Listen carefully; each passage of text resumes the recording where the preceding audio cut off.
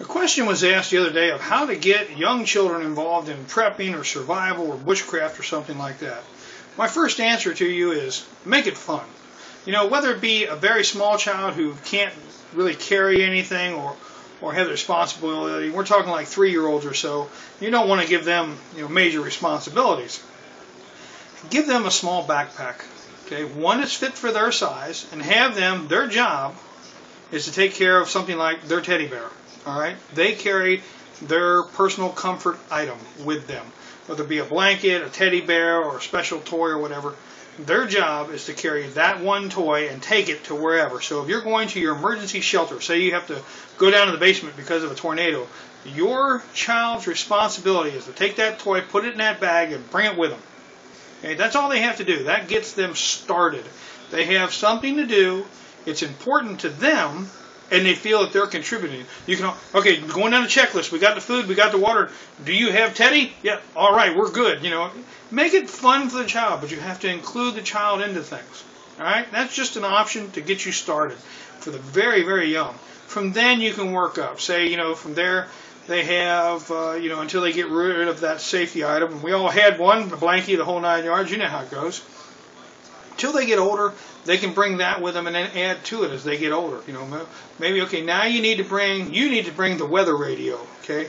You need to make sure that mommy has the list. You need to make sure you got the list, whatever it is, give them a copy of a list or whatever, have them bring one. So they feel responsible if they're contributing to whatever's going on in the house. And that involves them, when they're going out bushcrafting or survival skills or whatever else, involve them in some very minute, small way, but make it important. Make them feel very important that they're doing something to help contribute. All right. Now, one of the other things that happened, 15, 18 years ago when my kids were little, because my kids are, one of them's married, one of them's out, and still got the 14-year-old here for a little while. But one of the things we did is we took a little 18-ounce peanut butter jar, okay? Doesn't matter what kind of peanut butter, because all you want is the jar.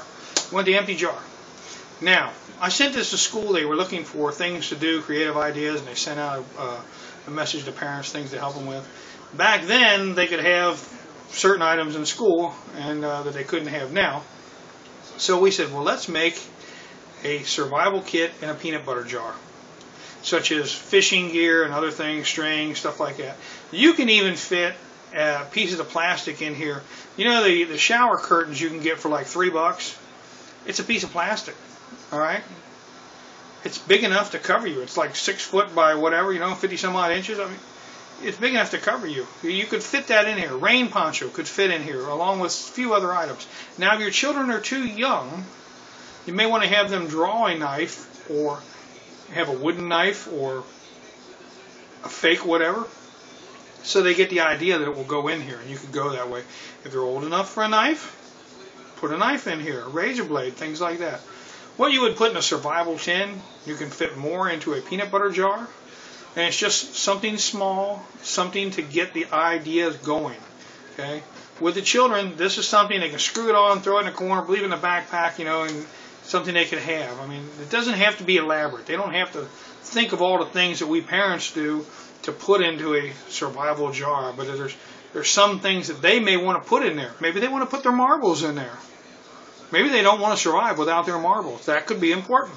Okay, so they have an empty jar that they use, that they fill up. And eventually you can say, well, how about we put this in instead of that in? But it's important to let them express themselves and go with different things. I mean, you're the parent. Your job is to take care of the children. Okay? But you need to involve them and start them learning into different things. So while they're young, you can do these small little things like this. Hey, you might want to take one of these and put it together for yourself and throw it in your tackle box. Put one of these together and throw it in your tool truck or whatever. Or and you can make one this size. You can make one in a 5-gallon bucket size. I mean, you're only limited by what you want to use. This was nice, just to start a small child out with. It's a good. It doesn't break. They can't tear it up really. You're going to have to decide whether or not they're going to put like sharp objects in there, things like that. That's up to you and your family. I'm just giving you options. So, it doesn't have to be a peanut butter jar. It could be an old mayonnaise jar or something like that. Make sure it's plastic. Don't want to have the kids running around with a glass thing in their jar. That is important, okay? So, there you go. just a few ideas to get the young ones, the very young ones, started into it, okay? All right, I hope that helps you out. Y'all have a wonderful day, and I'll catch you on the next one.